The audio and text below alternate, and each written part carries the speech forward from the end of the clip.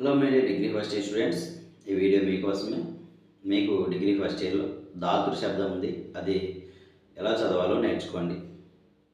రుకారాంతః పుంలింగః ధాతృ శబ్దః ఏకవచనం ద్వివచనం బహువచనం. దాత దాతారౌ దాతారః. హే దాతః హే దాతారౌ హే దాతారః. దాతారం దాతారౌ దాతॄన్. దాత్ర దాతృభ్యాం దాతృభిః. దాత్రే దాతృభ్యాం దాతృభ్యః.